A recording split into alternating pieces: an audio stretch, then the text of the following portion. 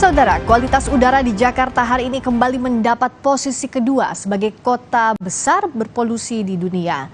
Kondisi ini membuat udara tidak sehat untuk dihirup bagi warga Jakarta dan sekitarnya. Kualitas udara di kota Jakarta kembali meraih predikat tidak sehat, termasuk untuk kelompok masyarakat sehat. Sebelumnya, Kementerian Lingkungan Hidup mengklaim polusi udara disebabkan oleh transportasi dan industri.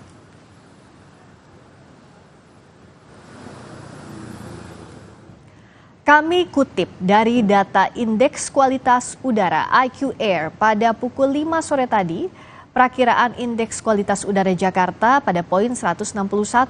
Dengan ukuran ini, kualitas udara Jakarta masuk kategori tidak sehat bahkan untuk kelompok masyarakat sehat.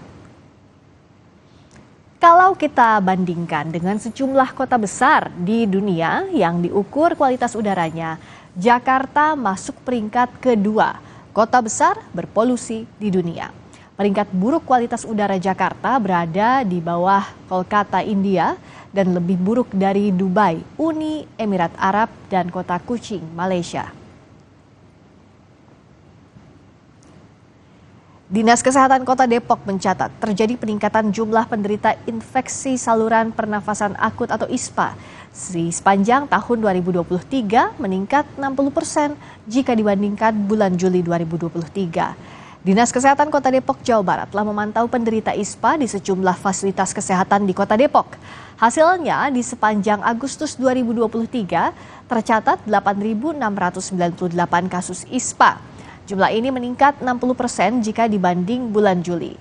Kasus ISPA di Depok didominasi bukan pneumonia pada balita sebanyak 4.969 kasus.